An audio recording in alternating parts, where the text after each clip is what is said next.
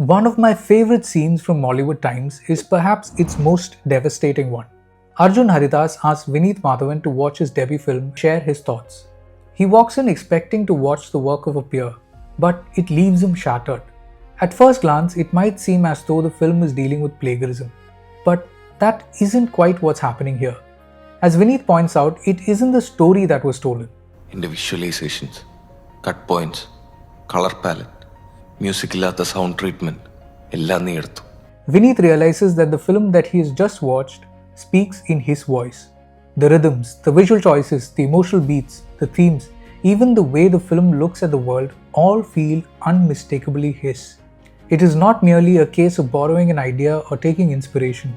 It is the reproduction of an entire artistic sensibility. Surprisingly, Mollywood Times chose to explore this idea. Most films about filmmaking tend to deal with stolen stories because that's easier to convey. We understand why a writer would be upset if someone else took his screenplay. But what Mollywood Times explores is far more unsettling. For an artist, the story is often secondary. What truly belongs to them is their sensibility, their unique way of looking at the world. The essence of who they are inevitably finds its way into their art. And when that sensibility is appropriated, it feels like something fundamental has been taken away. Because an auteur is not simply a director with a recognizable style. An auteur is a filmmaker whose personality itself becomes visible on screen. Which brings us to Auteur Theory, a framework originating in French film criticism, holding that certain directors leave such a distinct imprint on their work through recurring themes, visual choices, and emotional preoccupations that their films become instantly recognizable as theirs, regardless of genre or collaborators. The auteur is identified not by credit, but by signature, a worldview that survives translation into any story they choose to tell. An auteur's films are not just things they made, they're extensions of who they are. Take Christopher Nolan. Watch enough of his films and you'll begin to notice recurring obsessions with time, memory, guilt, and fractured realities. David Fincher repeatedly returns to themes of obsession, control and alienation, all filtered through an extremely precise and omniscient visual language. Wes Anderson's storybook aesthetic, symmetrical compositions, and melancholic whimsy are instantly identifiable. These filmmakers are not merely making movies, they're expressing a worldview. Their films become extensions of themselves. Malayalam audiences may not use the term auteur often, but we instinctively understand the concept. How often have we watched a film and said, "This feels like a Vineeth Srinivasan film," or conversely, "This doesn't feel like a Vineeth Srinivasan film"? Why does that happen? Because we have come to associate certain directors with specific sensibilities. When somebody else makes something similar, we immediately recognize it. And when the director himself deviates from that sensibility, we notice that too. Without even realizing it, we are constantly engaging in auteur criticism. Take Amal Neerad. His films carry highly stylized visuals, music-driven set pieces, an unmistakable visual flair and a certain masculine coolness that has now become synonymous with his cinema. At the other end of the spectrum, there's Satyan Andikad. His films evoke warmth, family relationships, everyday conflicts, and familiar social spaces populated by recurring collaborators. The identity is so strong that Satyan Andikad himself has joked that actors often simply show up on set assuming that there will be a role waiting for them.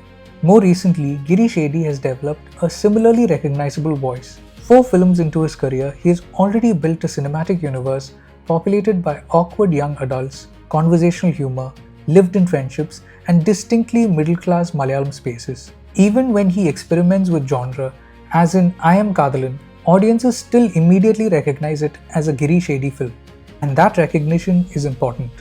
An auteur is born not when a filmmaker develops a style, but when audiences begin to recognize that style. Even someone as relatively new as Abhinav Sundar Nayak already seems to possess a recognizable voice. He's only 2 films old, and yet there are already a distinctiveness in his staging, his humor, his tonal choices and storytelling approach that makes his audiences feel that they're watching an Abhinav Sundar Nayak film. Auteurism comes with its own dangers.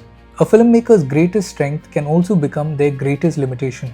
Audiences initially celebrate the consistency because they know what to expect, but over time, The very qualities that made a filmmaker distinctive can begin to feel repetitive. Some filmmakers become prisoners in their own identities, endlessly remaking variations of the same film. Others revisit familiar themes while continuously reinventing themselves. The difference, I think, lies in evolution. Satya Nandikad, for instance, has often been criticized for revisiting the same narrative spaces and emotional beats repeatedly. At times, the audience enter his films already knowing where the story is likely to go. Yet, when he has ventured into unfamiliar territory, the results have been fascinating. Pingami, for example, feels less like a traditional Satya Nandikad film and more like something Joshi might have directed in his prime. Similarly, number 1 Snehathiram Bangalore North never felt like a Satya Nandikad film to me at all. I always assumed it was directed by Fasil, perhaps because of the latter's involvement in the writing. The irony is that audiences often struggle when auteurs deviate from their established identities, which is probably why the two movies mentioned earlier were not big commercial hits. Girish Eddy faced similar criticism before Premalu. Many argued that he was simply making the same film repeatedly. His response was refreshingly straightforward. അത് ഇത്തിരി ട്രാപ്പാണ്. അതില് ഇപ്പൊ Sathyan sir എന്നെ വിളിച്ചിരുന്നു ഇത് കണ്ടിട്ട്. അപ്പൊ പുള്ളി ഇങ്ങനെ പറഞ്ഞു, പലരും ഇങ്ങനെ പറയൂട്ടോ മാറ്റി ചെയ്യുന്ന അതിൽ വീഴരുത്, അത് ചെയ്ത് കഴിഞ്ഞാൽ പണിയാവും. He then proceeded to deliver the biggest hit of his career. So perhaps repetition itself is not the problem. Stagnation is. Some filmmakers like Khalid Rahman seem consciously resistant to developing a fixed auteur identity. His films deal with vastly different themes, genres, and emotional textures. He has openly stated that he does not wish to be confined by a particular style. There may be recurring sensibilities in his work, but they are subtle enough that one cannot easily point to a Khalid Rahman film in the same way one can identify an Amal Dheerath film. And then there are filmmakers like Krishnadas Murali, who seem to be finding an intriguing middle path. Bharatanatyam was a family dramedy and established a particular world and a set of characters. Its sequel shifted genres dramatically into dark comedy while retaining the same characters, setting and creative team. With a third installment now announced, apparently exploring a different genre, it will be fascinating to see how far that experiment can go. Which brings us back to Mollywood Times and Vineeth's numbing realization. Vineeth is confronting a terrifying possibility that the cinematic language he's spent years developing can be replicated by someone else. Every filmmaker accumulates influences, experiences, failures, heartbreaks, memories, and obsessions over a lifetime. Slowly, these elements crystallize into a voice. That voice becomes their identity. And then, sitting in front of that monitor, Vineeth realizes that someone else has learned to speak in it. Mollywood Times could have made things easy for Vineeth by making Arjun a calculated thief, someone who watched Vineeth's work, took notes and consciously copied it. But there's a crueler possibility sitting underneath this scene, one the film doesn't fully resolve, and it's called Cryptomnesia, a memory phenomenon in which a person experiences a forgotten memory or absorbed idea as if it were new and original, genuinely unaware that it came from somewhere else. The person isn't lying. They aren't stealing in their own mind. They have simply absorbed something so completely that it resurfaces later wearing the costume of their own imagination. If Arjun stole consciously, Vineeth was robbed.